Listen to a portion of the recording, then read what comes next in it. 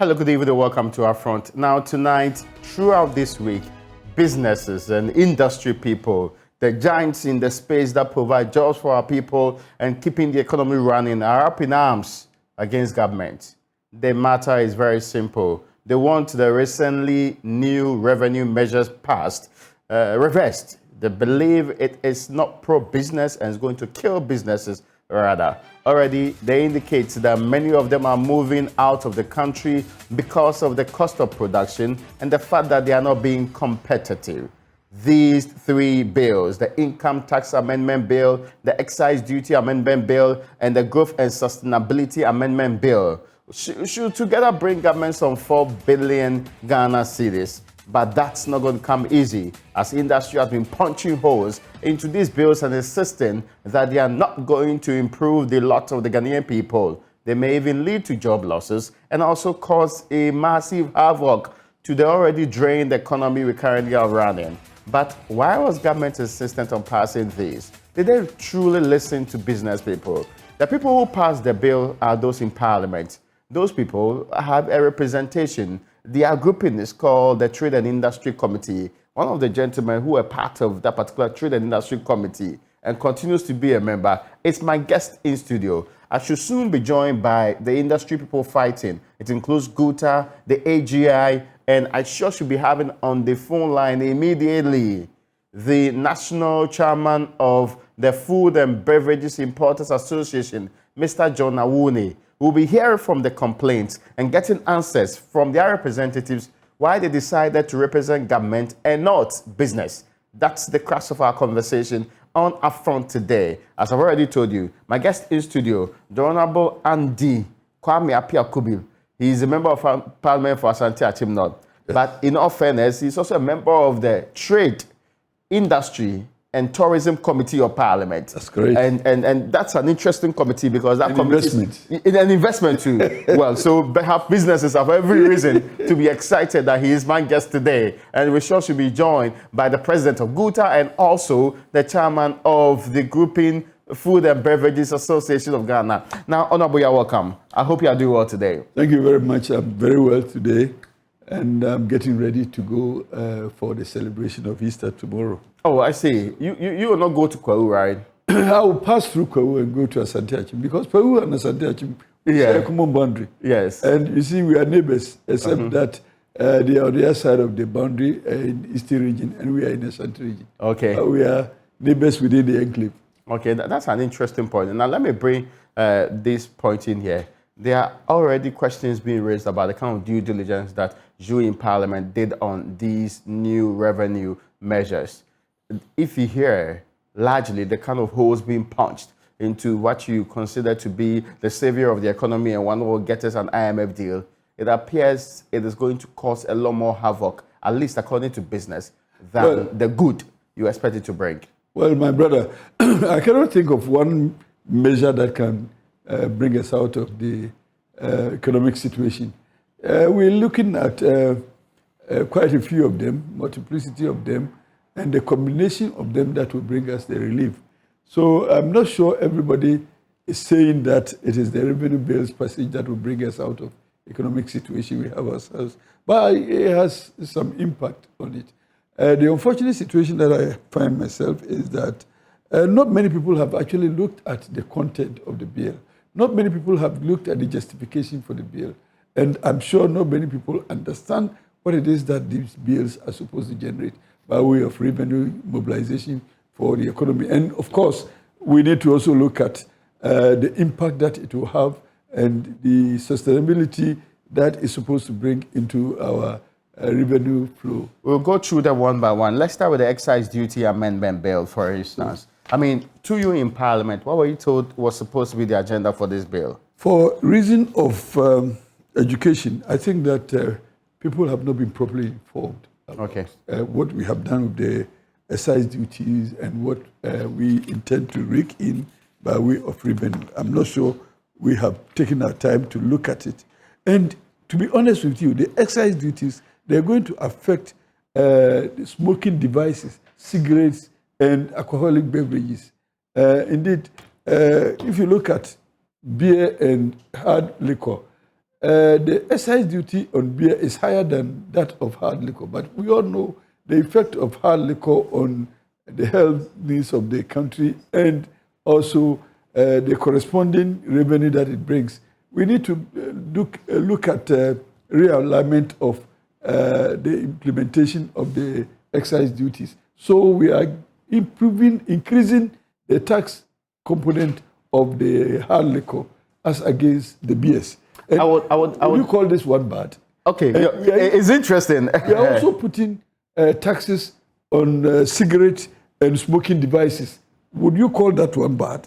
Because we are seeking to improve the health condition of Ghanaian citizens, and by so doing, also raking in some revenue. So it is a double-edged sword that works to our advantage as a country. Why would you object to that? I would certainly come to it. Let me go to the phone lines and speak to John Awuni. John Awuni is the chairman of the Food and Beverages Importers Association of Ghana. Mr. Awuni, you're welcome to our front. Yes, Mr. Awuni, you're welcome to our front. Thank you very much and good evening. Now, I'm sure it come to your attention, this excise duty bill that's supposed to be affecting non-alcoholic sweetened beverages with an excise duty of around 20% ex-factory price, mineral waters excise duty from 17.5 to 20% of the ex-factory price, and wines, including sparkling wine, at 45% ex-factory price. We're talking about spirits at 50% ex-factory price. The justification is quite simple. I mean, this is to make sure that we raise excise duty on spirits, above beer and others, as well as they having alcoholic content of a higher point, to revise the excise duty rate for cigarettes and other tobacco products to conform with ECOWAS protocols and raise revenue to mitigate the harmful effects of cigarettes and other tobacco products. Now, you are in the field of some of these beverages and the foods that are important to this country. First, the quest to levy higher bills to raise revenue and call them sin tax, is that justified? Absolutely not. Very unjustified because the industry is already overburdened and the Ghanaian consumer is already overburdened. We began this year with increases in various taxes and tariffs. We are all very much aware about the increase in electricity tariffs. We talked about the increase in water, and for industry, it has increased about 172%. We had increase in VAT from 12.5 to 15%. We're hopeful that this year they would have removed the COVID-19 levy. That is 1%. That has not been removed, so it still stays. We are also very much aware about the increase in the continued increase in the prime rate by the bank, by the governor of the Bank of Ghana, and for that matter, increase in interest rates. We are also very much aware that the dollar had not been performing well against the cedi, and so therefore capital of businesses were being eroded. So having this all in mind, there can never be any justification for any increase in tax, even by 0.1%. The disposable income of the Ghanaian consumer is continually being eroded. How much salaries have been increased over in terms of salary increment? How much does the Ghanaian earn? Let's look at the ordinary workers. What is the salary, the amount of money that they earn? A driver earns, some of them earn 400 cedis, some of them earn 500 cedis, some of them earn maybe 1,000 cedis. Room rents have gone up. If you're going to rent a room now, a two-bedroom now, you're talking about in the neighborhood of 2,000 Ghana cedis. A box of chicken has risen up from the beginning of the year to from the time that they took over government till today. A box of chicken now is about 460 cedis. In fact, eggs, common eggs that children take and all that. A crate of eggs right now is 50 Ghana cedis. It was like 20, 25, 16 cedis. Now it is 50 Ghana cedis. I can go on and on. Even the calico that the government used to campaign into power, at that point it was like 50 pesos. Right now, calico is almost like 5, 6 cedis at the retail center. So you can't talk about increases in taxes when there are all a whole lot of measures that you can take as a government to achieve your objective. It is absolutely unjustifiable. What we see as players in industry and as citizens of the country is that a government that has, or a parent for that matter, that says that there is no food in the house, yet has filled a pan of food and sitting down at the dining table and eating and calling every other person in the house to stay hungry because there's no food. So we don't see any justification. Prices of goods have gone up so much. Rice, that is a staple, has now become like a luxury commodity in the country. Sugar cannot be afforded. Bread cannot be afforded. I can go on and on. I can give you a price list of a whole lot of things that can never be afforded. So when this thing continues, you are going to eventually be creating a security problem in the country. This thing has nothing to do, the increment and the fight against introduction of new taxes. It's not about industry interest. It is about the interest of the consumer. It is about the interest of the Ghanaian. And that is what we are up to. Because the businesses are losing. They are losing. Demand has fallen so low in the market.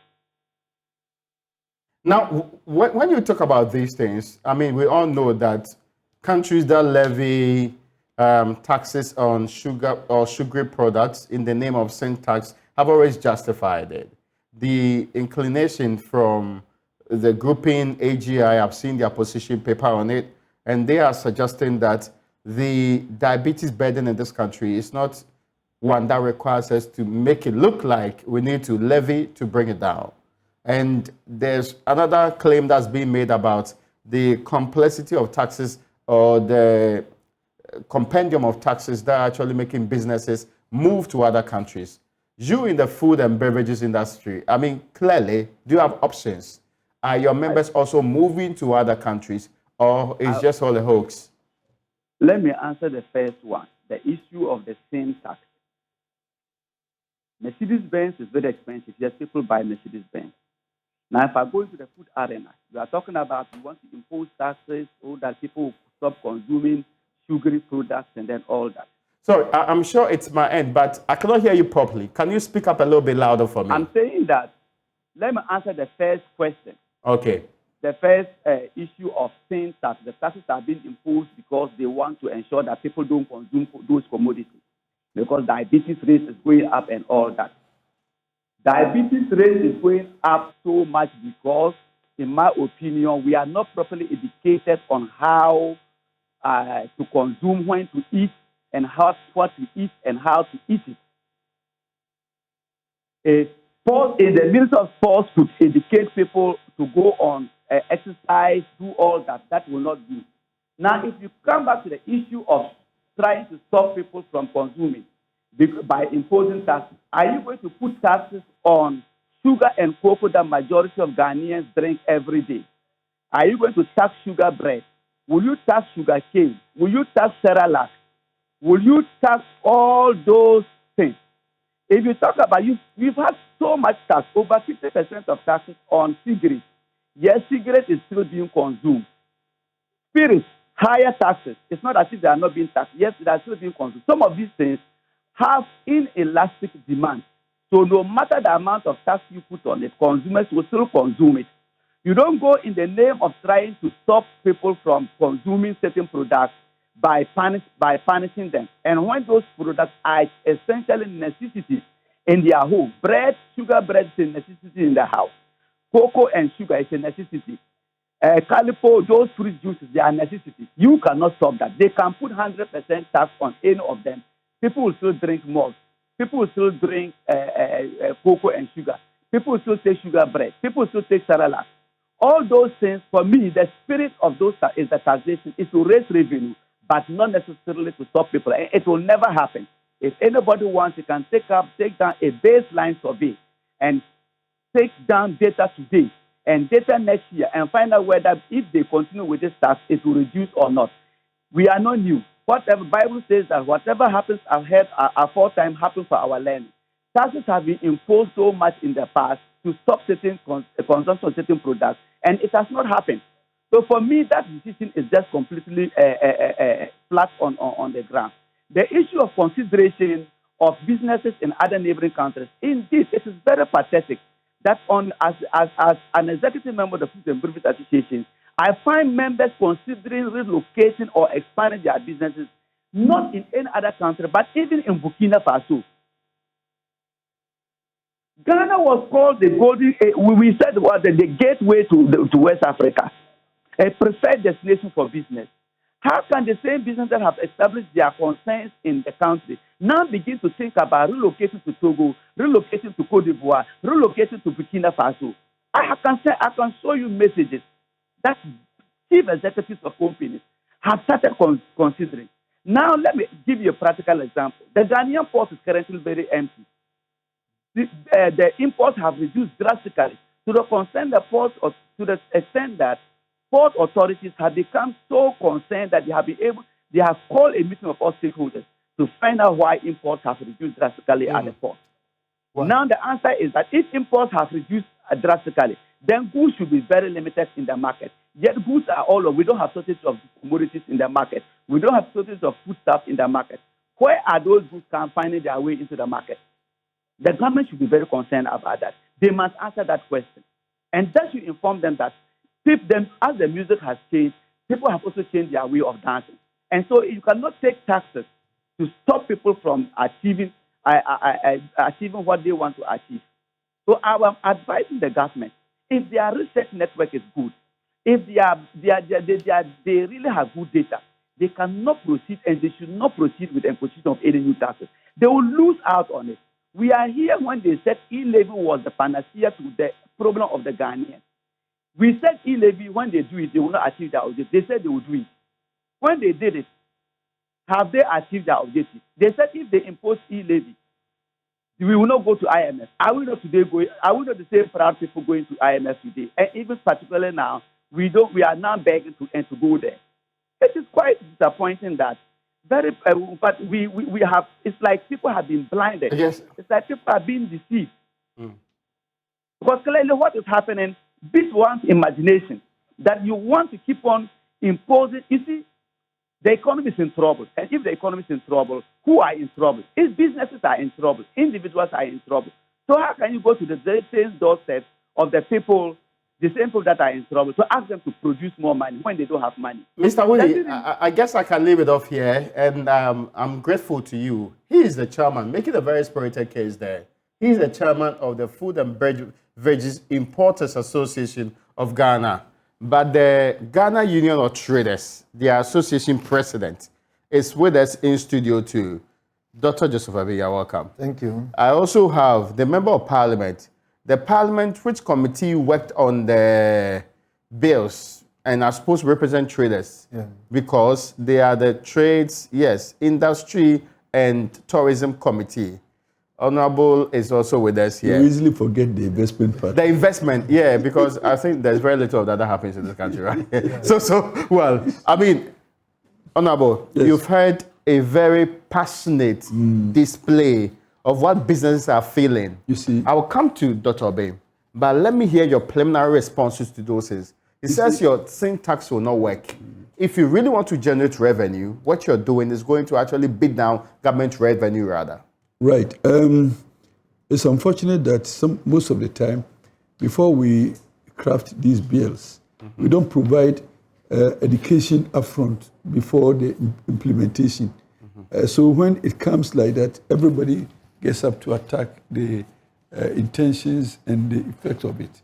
But if you look at it, I'm sure Doc, he doesn't actually catch it. These are excise duties being imposed on otherwise goods that can be produced in Ghana. For example, we have always maintained taxes on water, mineral water, and malt. But we didn't have taxes on the fruit juices. Now we see that we can encourage local production of fruit juices if we made it more difficult for the importation of fruit juices. We have all the pineapple, We have all the oranges, and we do also mineral water in the country. So if we encourage people to go into pineapple and fruit juices by way of helping them become more competitive compared to the international products that are coming in, are we not trying to encourage, except that if we provide you with this advantage and you don't take it, then it could work to bring you zero return. But if you took the opportunity as a local manufacturer, went into beverages production, I'm sure the imposition of the excise tax on the import will rather give you a competitive advantage, which I think that the local producers must take. Again, mineral water. Are we saying that we cannot produce enough mineral water in the country by ourselves? Why do we have to import mineral water? And these things happen all around the world. Indeed, if you go to China and want to export a mineral water or something of the sort that they can produce there, they will find a way, by way of increased taxes, to make your product less competitive to what they produce in the country. I can understand him. He is representing importers of those products, so I can understand him. But beyond that... I'll get the point. The AGI statement actually indicated that most countries in the sub-region do not levy excise on mineral water, making Ghana an outlier with such a high rate of 17.5%. So are you suggesting that we should rather make importation of mineral water more competitive than the question here is, what are you learning from? Whose best practice are you learning from? Why can't somebody also learn from our best practice? When did you realize we needed to be the ones setting the standard? At any point in time, if you have a competitive edge, exploit it. And I'm saying that in Ghana... In fact, the ECOWAS directive actually states that non-alcoholic beverages, excluding water, should be taxed at an excise of 1% to 10%. Yes. Except water. In line with the ECOWAS directive. Yes, ECOWAS says that we should tax non-alcoholic beverages. Yes, but excluding water. The essence of it is that rather direct your attention into production of non-alcoholic beverages in country. That is the essence of that directive. Mm-hmm. But when we also talk of water, ECOWAS includes also the Saharan countries. So the Saharan countries, they cannot produce water in adequate proportions for their citizens. So as ECOWAS, that could be a good directive. But as Ghana, where you dig a borehole down and you're getting water. So Ghana is peculiar from the ECOWAS general situation. So if ECOWAS gives that direction, let's look at ourselves also as Ghana. Do we have to also fall into that category? The answer is definitely no, because you look at Mali. How can Mali get mineral water from boreholes? Okay. But look at Ghana. In my constituency now, turn the government of Ghana, I have the opportunity to spread out 10 solar-propelled boreholes in my constituency, which I'm going to work on during this break to identify the places where they should go. And in all such situations, we will find water. So in such a situation, why would we not concentrate on producing water from in-country rather than giving access to people who are exporting water from United States? And a lot of, if you go to most of the supermarkets, you see water coming from France. Okay. You see water coming from UK. You see water coming from USA. But we can produce water in Ghana. So for me, as a country in Ghana, we cannot look at the ECOWAS benchmark. And we will say that in Ghana, the water is very shallow. In fact, Accra is even below sea belt. Because, you see, you seem to suggest that this is only about importations. But hold on, on the case of malt drinks, the AGI statement says, our member companies are among the largest producers of malt beverages in Ghana, who source their raw materials, sorghum, maize, directly from farmers from across Ghana. Over the last 5 years, they have contributed more than 300 million direct income to farmers and guaranteed offtake for raw materials. From last year, the industry has seen 20% decline due to high prices driven by high cost of production, utilities, forex, transportation. The 2.5% increase in VAT will lead to price increases, which will further accelerate the volume declines of between 15% to 20%. So if you're aware of all of these massive already cost of production, why are you questioning that? You are shifting the... No, I'm just talking about the focus of the argument. No, I'm not shifting it. But I'm saying it's part of the argument. Yes, generally you could say that cost of production has increased, and it needs an attention. But we are talking of the excise tax introduction. And I'm saying that it does not worsen the situation because we are imposing excise on imports. It rather gives us a competitive edge as a country. And if it is excise, and in fact your invitation to me today was to come and discuss the 3 revenue bills. Yes, which is actually, also the excise tax. So let us not digress into talking about energy, for example. And in all fairness, because they contribute to cost of production. They do. They actually are the reasons why they say you are compounding their problems. But do you also compare what happens in other countries? In fact, in other countries in the sub-region, energy cost is more expensive than us. But I thought when it came to water, we are talking about... You said that Ghana can lead the way. No, we are talking it's about... It's not possible for Ghana to lead the way in this way. How excise duty introduction will affect the value chain in alcoholic beverages. Yes. And we are saying that gives advantage rather to the Ghanaian manufacturer of the beverages rather than affect the Ghanaian manufacturer in his competition with the external producers. So if we focus on the introduction of excise, which is the subject matter for this discussion. With respect, if you want me to, I'll bring in the spirits and the ready-to-drink one. Yes. Because this, no, hold on. This is what they say. I'm just relaying their words to you. Because AGI is not here. Of course, Guta is here, but AGI is not here. Under the spirits category, locally produced spirits and ready-to-drinks, low alcoholic spirits, mixed drinks with alcohol volume of 5 to 7%, they constitute, that's locally produced, 85% of local production, while imported spirits make up 15%. Spirits usually have alcohol volumes of more than 30%. The proposed 50% excise for spirits will render the local production unsustainable. Local production, considering the price points at which these products are sold and classifying them together with other spirits at 50% excise will significantly impact price, revenue, and the medium to long-term sustainability of the local brands. This is what is being said too. Do you take it hook and sinker? No, somebody I'm is just relaying it to you. This is AGI. And I think that in all fairness, we respect the Association of Ghana We do, but let us analyze it as also commentators. Brilliant. So, yes. So let me give you just one scenario. Local producers cover 85% of the market. Is that right? That's what you're saying. Yeah. So the market is left with 15%. I would prefer local producers cover all 100%. So if there is anything that will increase their competitiveness to kick out the 15% and bring this 15% back to local producers, I will support such. Is that the understanding you get from what the AGI is saying? Yeah, Dr. Obey? You see the argument of Honorable Member and then AGI. Yes. There's something missing here. What's missing? In the bill. What's missing? Is it that we are not getting the clear understanding that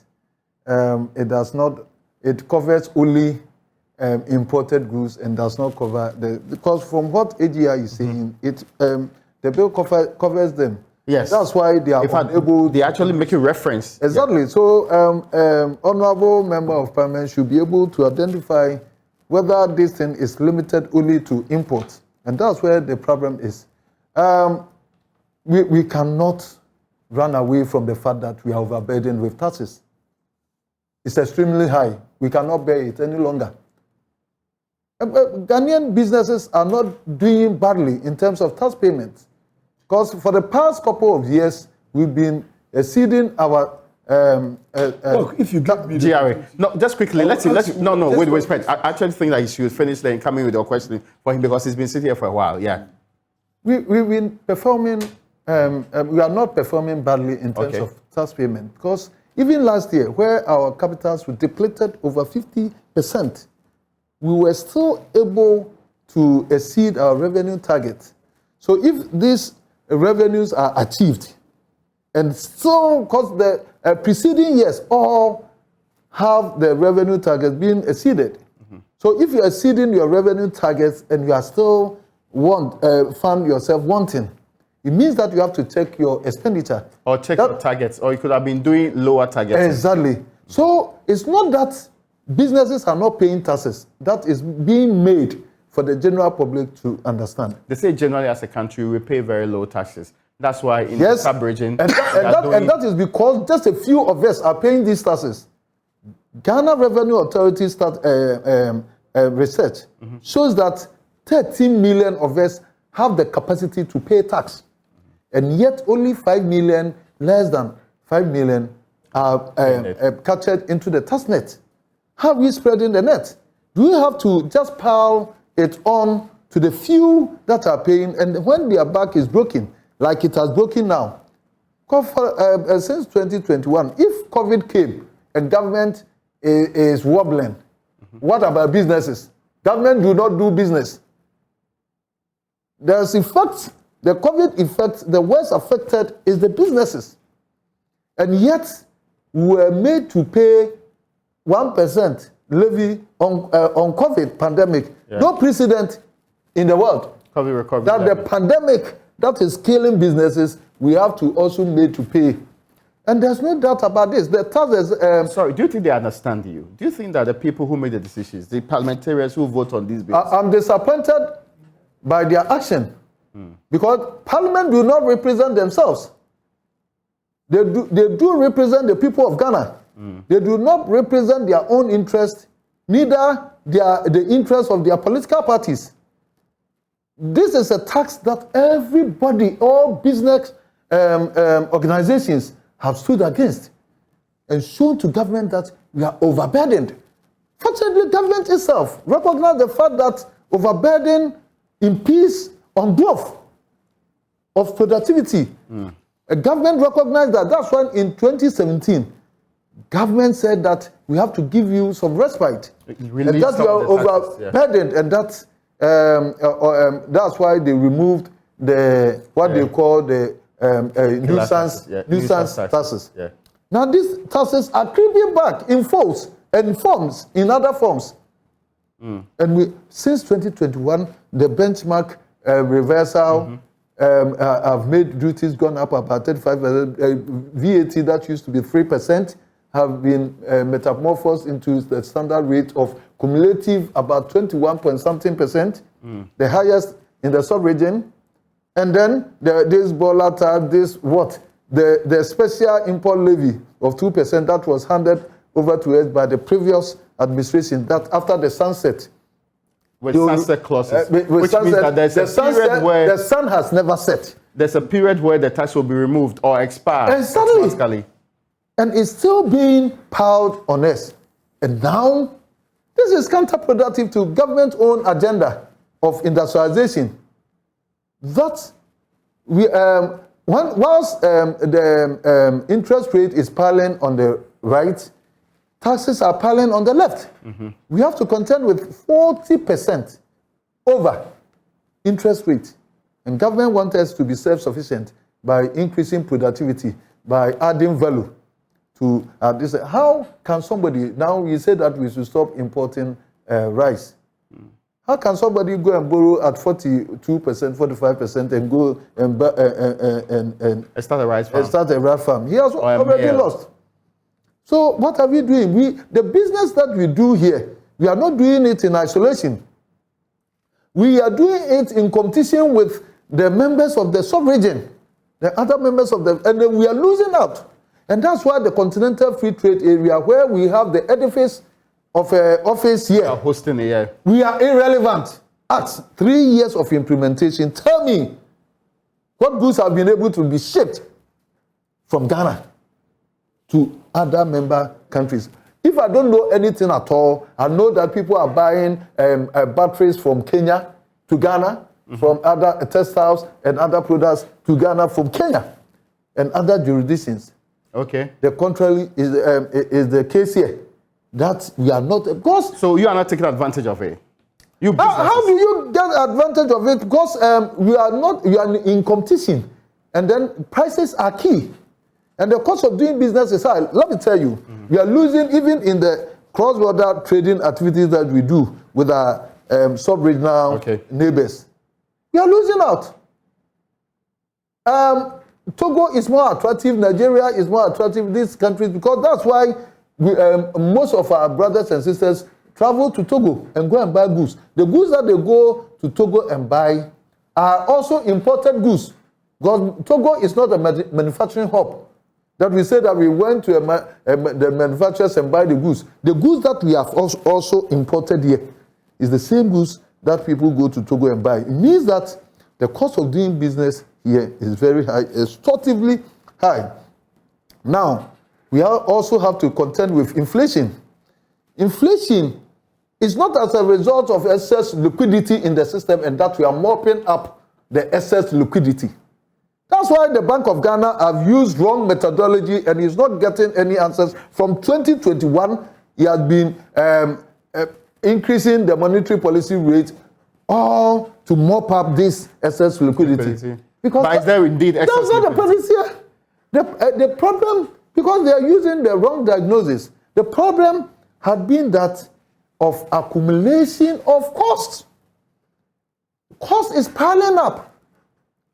As soon as they increase the monetary policy rate and it pushes the commercial lending rate, it compounds the problem of pricing, and the price goes up. And then you see that when they increase it less than 2 months, then it goes up again. And then the other taxes, the effect of VAT alone from 3% to 22% pushes up inflation in a way.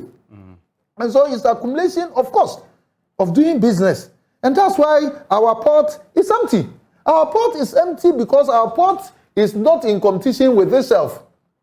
Our port is in competition with the right, Togo, the left, Cote d'Ivoire. And so it's cheaper to go to any of these exactly places. And then, because of cost of doing business here, the taxes have gone up and all that, it is also inducing smuggling again. Oh, I see. Because let me tell you, before the introduction of the... I need you to take a break on this point. I'll bring in Honorable, then I can continue. But you, yes, introduce that point you're making quickly. So, before the introduction of the benchmark reduction policy, Cote d'Ivoire was importing rice, 1.5 million metric tons. And then after the introduction of the benchmark discount for Ghanaians, that the duties have come down. You know what happened? Cote d'Ivoire import of 1.5 million dropped to 1 million. What does it tell you? It means that smuggling of about 500,000 metric tons was going through the Gunakrom, Kofi Bedu Krom, Elibo, and all that to Kumasi. At a point, the prices of these food commodities, rice and all that, were cheaper than that of Accra because the goods will find its way to Kumasi, then it comes here. And that's how, if the taxes are so much, then a tax, you get more tax when it is affordable. Compliance is the key.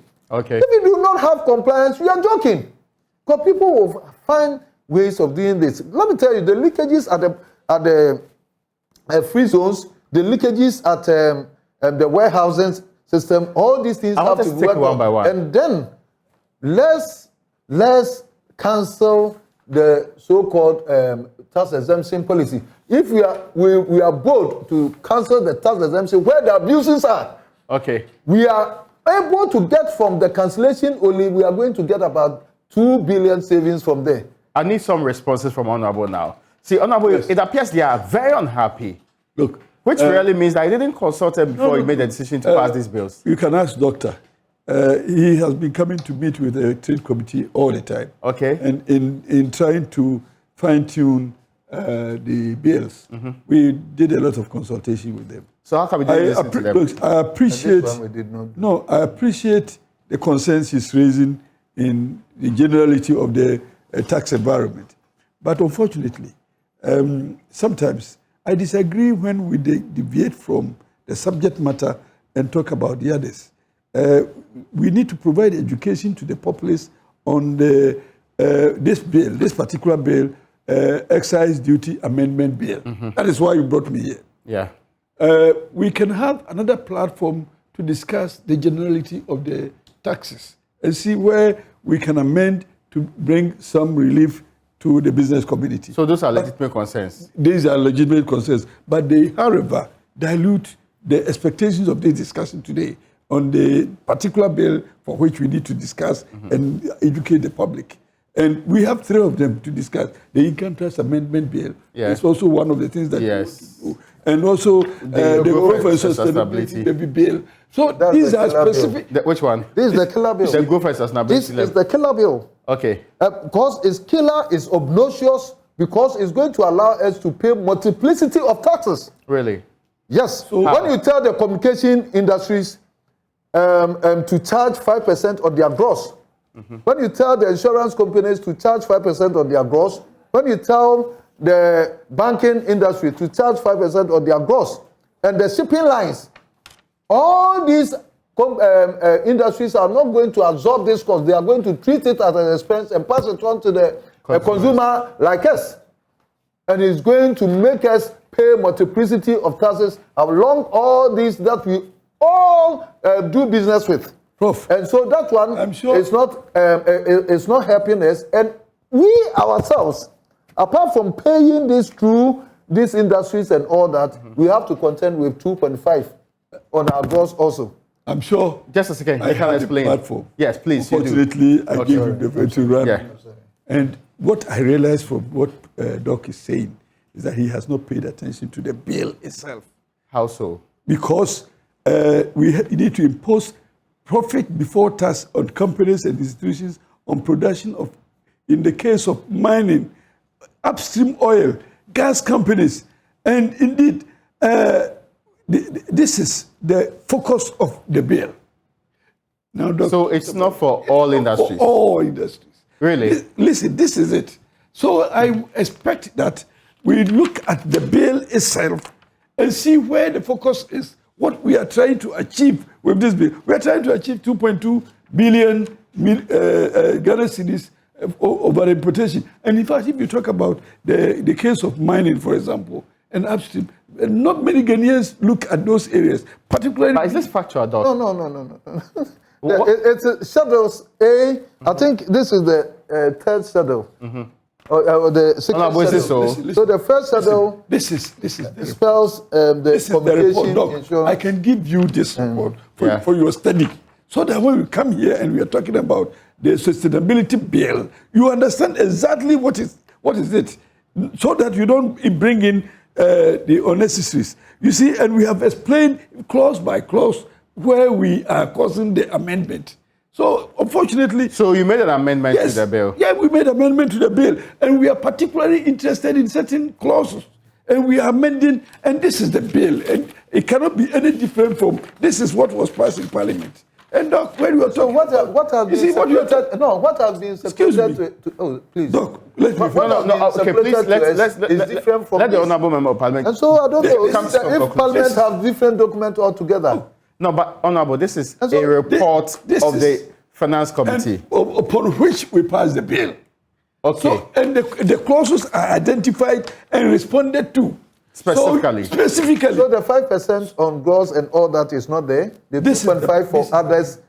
Because if I'm saying that, I would have shown you. What I indict you in the media is the fact that you don't also make available the information to the public. So somebody who doesn't also understand begins to write. Okay. People read those reports and it's taken as the factual situation. I will leave this one here for you and for your reading, so that next time when you come into debate... So which clause specifically are you making reference to? Listen. Which clause? Clause 1 is here. Clause 2, clause 3, clause 4. The various clauses that came under amendment. Which clause talk about coverage? That's the clause I'm talking about. This is clause 12. Clause 12 talks about coverage. I mean, I'm also looking at what is being shared. Yeah. And the clause 1, is it the one that talks about interpretation? That's what clause 12 talks about. There's a clause on interpretation. And in fact, all the amendments... I want the clause that talks about coverage. The one you talked about specific industries that are covered. Because that's key. We've been told that it affects all of us. I've heard even people from GRA or the Ministry of Finance say it affects all of us. I'm unsure why there is no clarity on that in this report. So specifically, I want to be clear on that. All right, so I'll give you exactly what these taxes affect. And like you saw, we have referred to the various clauses that have been amended. You see, the instant bill, which is this one, is aimed at replacing the National Fiscal Stabilization Levy. Yeah. So if you go to the National Fiscal Stabilization Levy, you will see the areas. The levy is to be imposed on the profit before tax of the companies and institutions and on production in the case of mining, upstream oil and gas companies. This is super. You understand? But So, what about the others? Because saying- if it were for this alone, I would be all up for it. I am saying this is the law. And then This is the bill. That's why we were So- seeking that we talk with So the stakeholders. And then we didn't do that. And now, because what we have that is circulated to us, it's not what is in here. I am saying, does that mean that we are making go empty to Parliament and challenge that this is not the work of Parliament. I am saying this is it. So probably And we have whatever to meet with information, government to whatever information explain you this got, to it. wherever you got that information, I am saying I'm redirecting you. And indeed, I brought copies of this purposefully to leave it here for your reading, so that you'll be able to advise the public adequately. And this, I'm saying, the clauses that have been affected are here, and all of these are here. In other bills, the clauses that have been affected are here. The annulments and the amendments are all captured. And the previous laws, in the case of this sustainability, it has retired the previous law. So we should have sat down for explanation. If this is the true, I'm going to share with my people and say that all these things that they say they are going, because I will tell them that these ones are not covered. First. And I don't want, I don't want to do a thing that they will say that I've given wrong information out there. You understand? Because all that you are saying is that I'm giving you a copy. The levy is on the gas and then the mining, and that is 1% on their gross. And that we are exempted from those that were. Yes. I think you've seen that one. I've seen that particular one. Exactly. In the case of even the fruit juices, it has. No, with respect, I'll come to that point. But I just want to stay on clarifying the growth and sustainability bill. I'm saying that all the clauses that have been amended have been captured in the report. Okay. And indeed, so they have no fears at all. You have no fears that at all. It's only industries captured in here. Look at that and compare it with the old law and see how it has been affected. We are bringing efficiency into the tax administration. In fact, that is the purpose of it. Rather, to be able to generate more revenue, and in some cases of the hard liquor and the cigarettes, one of the intentions is to prevent the abuse of such substances. That is why we are, and in so doing, we also rake in some revenue. So look at the justification for the propositions, and you will find that it is not to kill local industry. It is, in fact, I cannot run away from it. It is to rake in revenue. But in so doing, also to give competitiveness to the local industries. And in the case of the alcoholic beverages, to improve the health situation of the general population. I mean, these are all at the back. But the fact, I understand nobody wants to even hear the word tax. Tax has never been palatable for anybody to consume. So once you hear it is tax, you begin to find space to argue against it. But let's be more technical conversations about looking at the concept of the tax, the effect of it, the latitude of the tax, so that we can bring out. I get you, Honorable. There's a point you raised about lack of engagement. Lack of engagement. I concede to that. So? I concede. And indeed, these are not trade bills. Yeah. Technically. They're more likely finance bills. But of course, trade has everything to do with it. Trade has everything to do with it. But I'm saying that in most of the cases when we are about to consider trade bills, so to speak, we have engaged them. He comes to our committees all the time. But when it is finance, the engagement is purely with the tax administrators. Okay. And, I see. So the traders probably, the business community probably didn't have space to understand what it is. But that is still not too late. Having passed the bills, it is incumbent on all of us to also delve into it, explain it, and let the application also be friendly. Otherwise, somebody sitting somewhere just say they have increased other taxes. And sometimes propaganda has more space than reality. So it's important that you have given us the platform to explain. Yes. But you should engage us more, engage people in the finance committee more. In fact, today when you called me, I tried to call people from the finance committee. In fact, I called even the chairman. Why don't you take it? Unfortunately, they are not available. And the deputy ministers, I told you, they're also not available. And I myself, I was to travel in the afternoon. But it's because my colleagues are not available, I decided to come in and stand in for them. Do you have any further questions on this? It is important always to look at the bills as they flow. And it is also important for us to carry the public with us in tax administration. It's very, very important. If otherwise, they get it all wrong and they throw in. I have a few minutes to go. Good. I need you to now state for each of the other bills you have not touched. I think there's the income that we have not touched. I'll give it to you. I'll give all of them. Okay, we'll keep it. But the main import of that particular bill in here, then I'll hear finally from Doug before we move on. You see, before I came here, I tried to even mark them. I get you. This is the excise duty. Yeah. There has No, but I wanted us to move to the income tax because you have dealt with Income this tax, excise. okay. Yes, the income tax one. That's the last point I wanted to raise with you so that we can move on with it. Exactly what's it do? income tax. What's the responsibility of this tax? The rationale Yes. for this amendment is to revise the income tax bracket provided for in paragraphs of the old one, Yeah. and to further amend paragraph 1 to provide for chargeable income to companies and income from goods and services provide for domestic market by the free zone enterprises. So we are trying to close down on the free zone companies as they discharge into the local economy. And we are also trying to expand the tax net. This bill is trying to expand the tax net. And in fact, the focus is also on gaming. Because not many people pay taxes on the game revenue. So we have attached also the game revenue. And we have also here non-resident earners are paying 10%. The resident earners are paying 3%. So this is also the sports betting part. Sports betting Where part. the young people are very angry that you are taking the small place they get money from. They will be angry because, of course, but they are not the target of the bills. The bills, non-Ghanaian. No, but you're also taking 10% of the earnings they get from sports betting. 10% of the earnings of the non-citizens, non-residents, and 3% of residents. It's here.